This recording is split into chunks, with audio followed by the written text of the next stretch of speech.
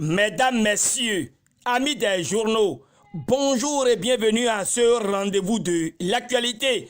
Le président Patrice Talon et les membres de son gouvernement étaient en conclave hebdomadaire ce mercredi 28 novembre 2018.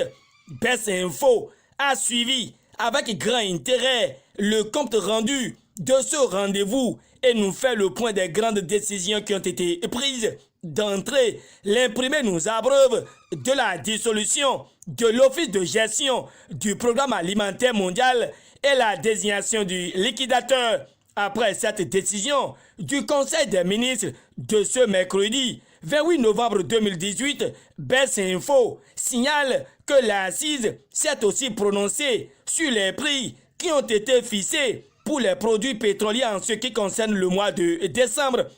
À la suite de cette décision, retenons que l'octroi de la garantie de l'État à la Société béninoise d'énergie électrique pour un concours bancaire estimé à 27 milliards afin d'apurer ses dettes vis-à-vis de ses fournisseurs a été également un point crucial au cours de cet exercice gouvernemental, toujours avec la synthèse des grandes décisions qui ont été prises hier au Conseil des ministres.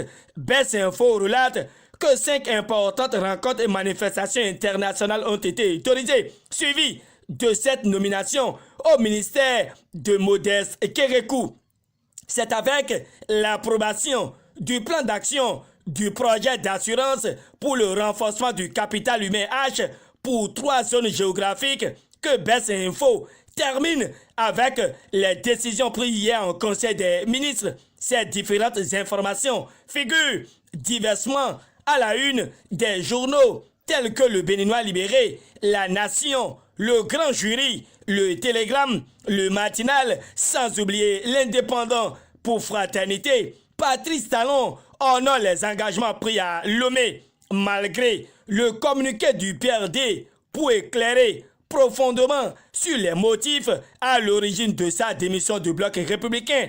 Le parti perd toujours des plumes. Le Télégramme donne cette information et indique que le député Edmond Zissou quitte le PRD. Non, il n'est pas le seul à claquer la porte et le grand jury ajoute que le maire Honga et d'autres élus PRD d'Adjara lâchent Rumbedi. Nous avons démissionné pour sauver le développement d'Adjara, a laissé entendre l'honorable Edmond Zissou et rapporté par Diakpata. Matin Libre parle aussi de la vague de démission au PRD dans l'Ouémé et murmure que Seya Hissou et des sages se préparent malgré la campagne de dénigrement et de terreur sur son président, le Nokwe, et répand que le PRD reçoit de nombreux soutiens.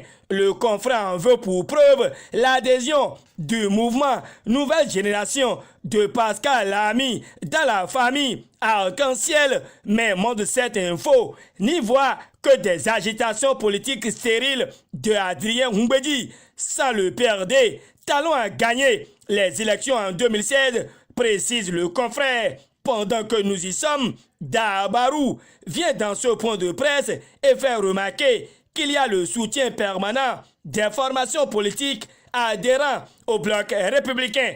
En manchette, le confrère relève que l'honorable Robert Gbian pose les pas d'un bon leader de ses secrets. L'auteur de l'article expose que le général a bel et bien les qualités requises pour guider la troupe d'un soutien à un autre, et le Béninois libéré indique que ce mercredi 28 novembre 2018 à Koudo, dans la commune de Lokossa, a eu lieu une grande mobilisation politique de soutien à l'honorable Dakbe Sossou et au président Patrice Talon. À en croire le journal de Aboubakar Takou, cette activité politique est une initiative des membres des coopératives d'aménagement rural ECA et de l'Union régionale des coopératives d'aménagement rural UCA de Ouin-Agamé dans la commune de Lokossa. L'imprimé précise que plusieurs autorités, dont le préfet du Mono, le maire de Lokossa et bien d'autres, étaient aux côtés de l'honorable Dakbe Sossou pour gagner l'événement.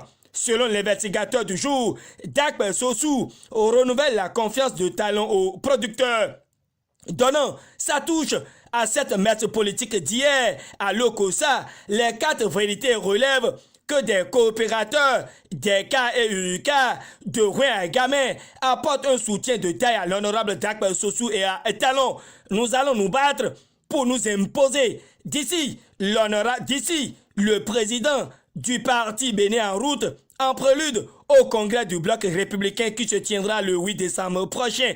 Émergence Info va un peu plus loin et souligne encore que Jean-Baptiste Rouguet a cœur joie à notifier que le bloc républicain représente l'unité nationale. Du côté de l'Audace Info, l'Union sociale libérale a une vision audacieuse parce que conscient de l'envie des Béninois de voir émerger une nouvelle classe politique. C'est pourquoi l'Audace Info soulève que Sébastien Germain à Javon voudrait faire naître une vague bleue géante capable de surprendre et de s'imposer. Ceci n'est pas une information surprenante parce que Fraternité relate que le bâtiment abritant les ministères de l'Intérieur et de la Défense sera bientôt démoli parce que vétuste avec les menaces de ruine. Or, la nation, à propos de l'investissement privé au Bénin, a constaté déjà qu'un groupement de 11 entreprises chinoises s'installe dans notre pays. Immatriculation des engins à 2 roues ou à 3 roues dans notre pays. Diakpata donne les raisons du report de la décision de répression. Pendant ce temps, le Télégramme nous parle du licenciement collectif en vue au port autonome de Cotonou et l'Afrique en marche ajoute que les compétents de Talon ont échoué au port, mais ils tentent de camoufler leur tard. Selon le Centra-PAC, en matière de dégraissage, le Bénin n'a pas inventé la roue. D'ici, un cadre du port est signalé par l'Afrique en marche. Fin de cette revue de presse. Réalisation et présentation, Gutembe Sohou. Merci d'avoir été des nôtres. D'ici à là, portez-vous bien et à demain pour d'autres actualités.